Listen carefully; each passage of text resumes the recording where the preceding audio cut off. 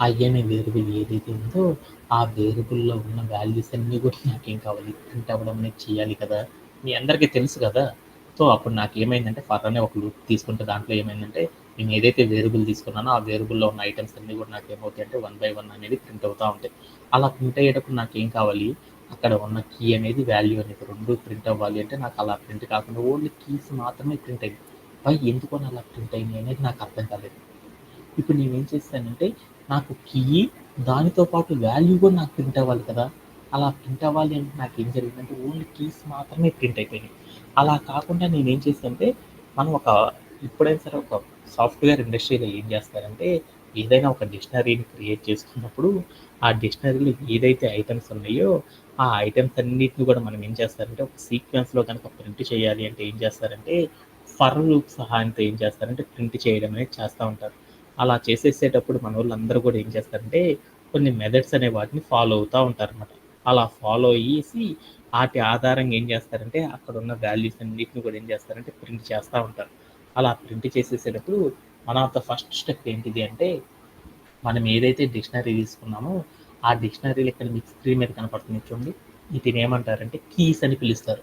ఎప్పుడైనా సరే ఒక కీస్‌ని కనుక మనం ప్రింట్ చేయాలి అంటే మనం ఏం చేస్తారంటే ఫర్ లూప్ సహాయంతో ఏం చేస్తారంటే for i in range of i in t అని కనుక వేరియబుల్ నేమ్ కనుక పెట్టేసేసి తర్వాత కిందకొచ్చేసి మనం ఏం చేసేసామంటే ప్రింట్ ఆఫ్ ఐ కనుక చెప్పామనుకో అప్పుడు మనకి ఏమైందంటే మనం ఏదైతే డిక్షనరీ క్రియేట్ చేసుకున్నామో ఆ డిక్షనరీ లోపల మనకి ఏమవుతాయి అంటే ఏవైతే కీస్ ఉన్నాయో ఆ కీస్ అన్నీ కూడా నాకేమవుతాయి అంటే వన్ బై వన్ అవి ఏమవుతాయి అంటే ప్రింట్ అవ్వడం అనేది జరుగుతుంది అనమాట.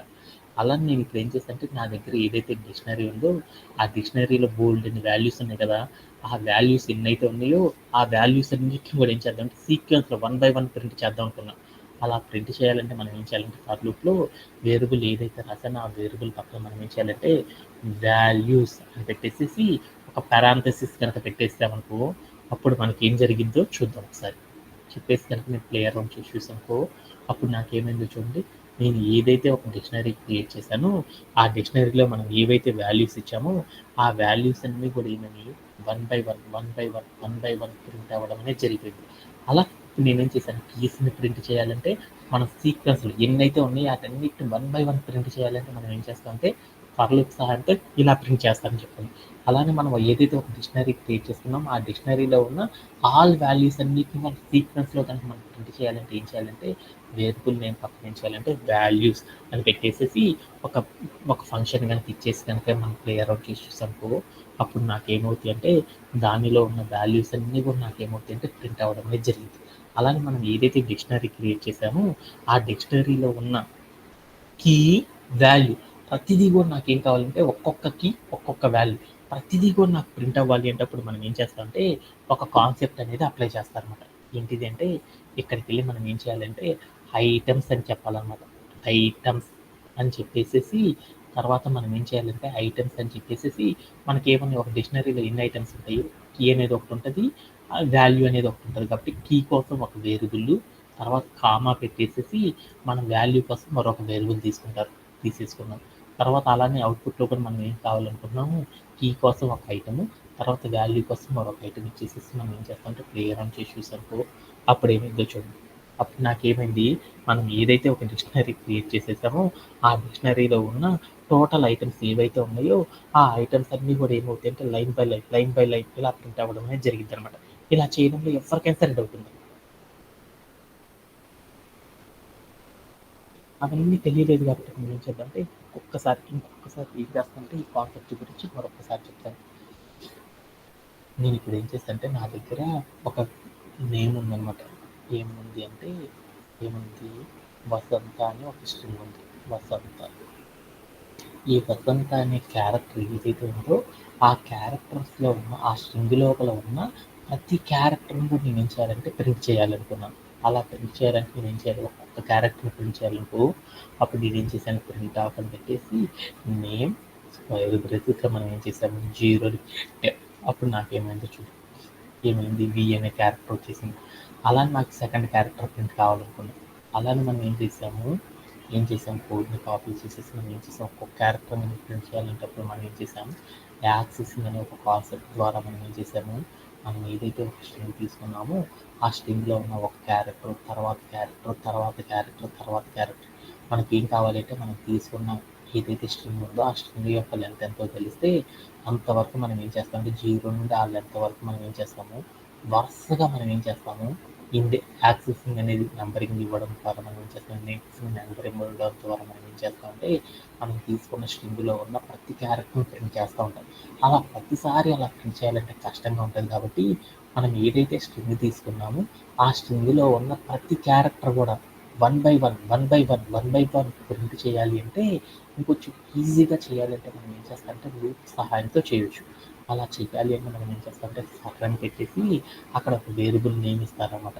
ఈచ్ అండర్ స్కోర్ క్యార్ అనే ఒక వేరియబుల్ ఇచ్చేసి తర్వాత ఏం చేస్తారు, ఇన్ అనే ఒక కీవర్డ్ ఇచ్చేసి అక్కడికి వెళ్ళి మనం ఏం చేస్తాం, సీక్వెన్స్ ఇస్తాం. సీక్వెన్స్ అంటే ఏంటంటే మనం ఏదైతే వేరియబుల్లో స్టోర్ చేసుకున్నామో ఆ వేరియబుల్ నేమ్ తర్వాత కాలం పెట్టేసి తర్వాత ఏం చేస్తామంటే ప్రింట్ ఆఫ్ అని పెట్టేసేసి మనం ఏం చేసామంటే ఈచ్ క్యార్ అని ఇచ్చేసాం. అప్పుడు ఏం జరిగిందంటే మనం ఇక్కడ ఏదైతే స్ట్రింగ్ తీసుకున్నామో ఆ స్ట్రింగ్లో ఉన్న ఒక్కొక్క క్యారెక్టర్ వచ్చేసి ఏం జరుగుతుందంటే ఈచ్ క్యార్ అనే వేరియబుల్లో స్టోరేజ్ అవుతుంది. ఆ తర్వాత ఏమవుతుందంటే ఆ వాల్యూ ప్రింట్ అవుతుంది. ఎప్పుడైతే ఆ వాల్యూ ప్రింట్ అవుతుందో తర్వాత మళ్ళీ వెంటనే ఏం జరుగుతుంది, లూప్కి మళ్ళీ చెప్పిద్ది అనమాట. ఏం చెప్పిద్ది, ఫస్ట్ వాల్యూ అయిపోయిందని, తర్వాత వాల్యూ, తర్వాత వాల్యూ, తర్వాత వాల్యూ. అలా మనం ఏదైతే ఒక స్ట్రింగ్ తీసుకున్నామో ఆ స్ట్రింగ్లో ఉన్న ఫ్రమ్ ద ఫస్ట్ క్యారెక్టర్ నుండి లాస్ట్ క్యారెక్టర్ వరకు ఉన్న ప్రతి క్యారెక్టర్ని కూడా ఒక్కొక్క క్యారెక్టర్ని కనుక మనం ప్రింట్ చేయాలి అంటే అప్పుడు మనం ఏం చేస్తామంటే ప్రతిసారి యాక్సెసింగ్ అనే కాన్సెప్ట్ చేయకుండా మనం ఏం చేయొచ్చు అంటే డైరెక్ట్గా వచ్చి మనం ఏం చేయొచ్చు అంటే ఇక్కడికి వచ్చేసేసి ఇలా చేయడం ద్వారా మనం ఏం చేయొచ్చు అంటే ఈజీగా ప్రింట్ అనేది చేయొచ్చు అనమాట. అలానే అలానే నేను ఇప్పుడు ఏం చేశానంటే ఒక డిక్షనరీ క్రియేట్ చేసుకున్నాను. ఆ డిక్షనరీ లోపల బోలెడన్ని కీస్, బోలెడన్ని వాల్యూస్ ఉన్నాయి కదా! బోలెడన్ని ఐటెమ్స్ ఉన్నాయి కదా! అలా కీస్‌ని మాత్రమే ప్రింట్ చేయాలి అంటే ఎలా ప్రింట్ చేస్తారు? ఓన్లీ ఫర్ వాల్యూస్‌ని మాత్రమే ప్రింట్ చేయాలంటే ఎలా ప్రింట్ చేస్తారు? ఓన్లీ ఫర్ ఐటెమ్స్‌ని మాత్రమే ప్రింట్ చేయాలంటే ఎలా ప్రింట్ చేస్తారు? వన్ బై వన్ అన్నీ కూడా ఒకేసారి కాదు. అన్నిటిని కూడా వన్ బై వన్ ఒక సీక్వెన్స్‌లో గనక మనం తీసుకున్న డిక్షనరీలో నుండి వాల్యూస్ అన్నిటిని కూడా ఫిల్టర్ చేయాలి అంటే, ప్రింట్ చేయాలి అంటే ఎలా ప్రింట్ చేస్తారనే కాన్సెప్ట్ గురించి మనం నేర్చుకుంటున్నాం. అందుకోసం నేనేం చేశానంటే ఒక డిక్షనరీ అనే దాన్ని క్రియేట్ చేసుకున్నాను. ఏంటిది అంటే అనే ఒక వేరియబుల్ తీసుకున్నాను. ఆ వేరియబుల్ లోపల నేను ఏం చేశానంటే ఒక డిక్షనరీ అనేది క్రియేట్ చేశాను. ఆ డిక్షనరీలో ఏం తీసుకున్నానంటే ఐటమ్స్ 1 అనే ఒక ఇంటీజర్ ఐటమ్ తీసుకున్నాను. దాంట్లో నేను ఏం చేశానంటే ఏబిసి అనే ఒక వాల్యూ ఇచ్చాను. తర్వాత మళ్ళీ ఏం చేశానంటే 2 అనే ఒక ఇంటీజర్ ఐటమ్ తీసుకున్నాను.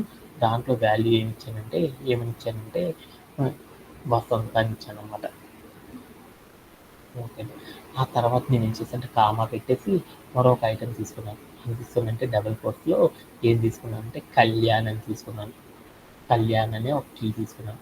వాల్యూ నేనేం చేశానంటే వాల్యూ అనేది నేనేం చేశానంటే 100 అని తీసుకున్నాను. ఓకేనా. తర్వాత నేనేం చేశానంటే డిక్షనరీని క్లోజ్ చేశాను. ఓకేనా. ఇప్పుడు నేనేం చేశానంటే నేను ఏదైతే డిక్షనరీ క్రియేట్ చేసుకున్నానో ఆ డిక్షనరీ లోపల నాకేం కావాలనుకున్నానంటే ఎన్నైతే కీస్ ఉన్నాయో ఆ కీస్ అన్నీ తెచ్చుకోవాలనుకున్నాను. అప్పుడు నేనేం చేశాను, ప్రింట్ ఆఫ్ అని పెట్టేసి డి డాట్ అని పెట్టేసేసి కీస్ హాఫ్ అని కనుక పెట్టానుకో అప్పుడు నాకేమవుతాయి, ఎన్నైతే కీస్ ఉన్నాయో ఆ కీస్ అన్నీ కూడా ఏమవుతాయి, ఒకే లైన్లో వస్తాయి. అలా కాదు నాకు కావాల్సింది. నేను ఏదైతే డిక్షనరీ క్రియేట్ చేసుకున్నానో ఆ డిక్షనరీలో ఎన్నైతే కీస్ ఉన్నాయో ఆ కీస్ అన్నీ కూడా నాకేం కావాలి, వరుసగా రాకూడదు. ఒక్కొక్క కీ ప్రింట్ అవ్వాలి. ఆ తర్వాత మరొక కీ, ఆ తర్వాత మరొక కీ, ఆ తర్వాత మరొక కీ అనేది ప్రింట్ చేయాలంటే మనం ఏం చేస్తామంటే యాక్సెసింగ్ అనే ఒక కాన్సెప్ట్ ద్వారా ప్రింట్ చేస్తాం. కానీ నేను ఏం చేస్తున్నానంటే డిక్షనరీస్ మీద స్లైసింగ్, యాక్సెసింగ్ ఇలాంటి కాన్సెప్ట్స్ ఏవి కూడా అప్లై చేయలేదని చెప్పాను కదా! అలాంటప్పుడు మనం ఏం చేస్తామంటే ఒక ఫర్ లూప్ సహాయంతో ప్రింట్ చేస్తారు. అలా చేయాలి అంటే ఏం చేస్తారంటే ఫర్ అని చెప్పేసేసి ఇక్కడికి వెళ్ళి ఏం చేస్తారంటే వేరియబుల్ నేమ్ చేస్తాం. ఈచ్ క్యారెక్టర్ చేద్దాం అనుకుంటున్నాం కాబట్టి ఈచ్ అండర్ స్కోర్ క్యార్ అనే ఒక వేరియబుల్ తీసుకున్నాను. ఓకే. ఆ తర్వాత నేను ఏం చేశానంటే ఇన్ అనే ఒక కీవర్డ్ తీసుకున్నాను. తర్వాత మనం ఏం చేయాలి, సీక్వెన్స్లో ఉన్న క్యారెక్టర్స్ అన్ని ప్రింట్ చేయాలంటే ఏం చేయాలంటే అక్కడ వేరియబుల్ నేమ్ కానీ లేదంటే వాల్యూ అనేది తీసుకొచ్చేసి పెట్టడం ద్వారా అయినా సరే ప్రింట్ చేయొచ్చు. నేనేం చేద్దామంటే వాల్యూని తీసుకొచ్చి ఇక్కడ పెట్టుకున్నాను. ఏంటిది డిక్షనరీ కాబట్టి డిక్షనరీ లోపల ఉన్న ఒక్కొక్క వాల్యూ నేను ప్రింట్ చేద్దాం అనుకున్నాను. ఆ తర్వాత నేను ఏం చేద్దాం అనుకున్నా అంటే ప్రింట్ ఆఫ్ అని పెట్టేసేసి నేను ఏం చేశానంటే ఈచ్ క్యార్ని ఇచ్చాను. అప్పుడు నాకు ఏం జరిగింది, మనం ఏదైతే ఒక డిక్షనరీ క్రియేట్ చేసుకున్నామో ఆ డిక్షనరీలో ఉన్న ఒక్కొక్క కీని కనుక మనం ప్రింట్ చేయాలంటే ఏం చేస్తారంటే మనం ఎలా రాస్తామంటే దాని సింటాక్స్ ఏంటంటే ఫర్ అని పెట్టేసి ఈచ్ క్యార్ అని పెట్టేసి ఇన్ అని పెట్టి మనం ఏదైతే డిక్షనరీ తీసుకున్నామో ఆ డిక్షనరీని మనం ఏం చేయాలంటే వేరియబుల్ నేమ్ని కానీ లేకపోతే ఏం చేయాలంటే డిక్షనరీ యొక్క వాల్యూని కానీ ఇవ్వడం ద్వారా మనం ఏం చేయొచ్చు అంటే ఆ డిక్షనరీ లోపల ఉన్న ఏవైతే ఏవైతే కీస్ ఉన్నాయో ఆ కీస్ అన్నీ కూడా ఏమవుతాయి అంటే వన్ బై వన్ ఏమవుతాయంటే ప్రింట్ అవ్వడం అనేది జరుగుతుంది అనమాట. ఓకేనా.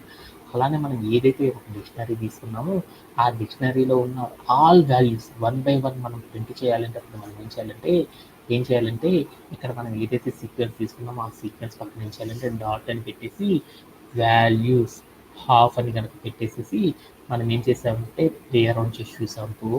అప్పుడు నాకు ఏమైంది అంటే మనం ఏదైతే ఒక డిక్షనరీ క్రియేట్ చేసామో ఆ డిక్షనరీలో ఉన్న వాల్యూస్ ఏవైతే ఉంటాయో ఆ వాల్యూస్ అన్నీ ఏమవుతాయంటే లైన్ బై లైన్ ఏమవుతాయంటే అవుట్పుట్ ఫార్మాట్లో ప్రింట్ అవ్వడం అనేది జరిగింది. అలానే మనం ఏదైతే ఒక డిక్షనరీ క్రియేట్ చేసామో ఆ డిక్షనరీలో ఉన్న ఐటమ్స్ అన్నీ కూడా ఒక్కొక్క ఐటమ్ ఈచ్ ఇటరేషన్ తర్వాత ఒక్కొక్క ఐటమ్ అనేది నాకు ప్రింట్ అవ్వాలంటే అప్పుడు ఏం చేయాలంటే ఇక్కడ డాట్ పెట్టి ఐటమ్స్ అని పెట్టేసి కనుక మనం ప్లే అరౌండ్ చేసి చూసాము ఫర్ లూప్కి. అప్పుడు నాకు ఏమైందంటే మనం ఏదైతే డిక్షనరీ క్రియేట్ చేసుకున్నామో ఆ డిక్షనరీ లోపల ఉన్న ప్రతి ఐటెం కూడా నాకు ఏమైందంటే లైన్ బై లైన్ ఇలా ప్రింట్ అవ్వడం అనేది జరిగింది. ఇలా మనోళ్ళందరూ ఏం చేస్తారంటే డిక్షనరీలో ఉన్న ఐటమ్స్ని వాల్యూస్ని ప్రింట్ చేయాలంటే ఏం చేస్తారంటే ఈ టైప్ ఆఫ్ ఆపరేషన్స్ ద్వారా ఏం చేస్తారంటే డిక్షనరీస్తో డీల్ చేయడం అనేది రెగ్యులర్గా చేస్తూ ఉంటారు అనమాట. దీంతో మనకి ఏమర్థమైందంటే డిక్షనరీస్ అనే డేటా స్ట్రక్చర్తో కూడా సాఫ్ట్వేర్ ఇండస్ట్రీలో ఎలా అయితే వర్క్ చేస్తారో ఆ కాన్సెప్ట్స్ అన్నీ కూడా నాకు అర్థమైపోయినాయి అన్నమాట. దీంట్లో ఎవరికైనా సరే డౌట్ ఉంది ఎనీబడి.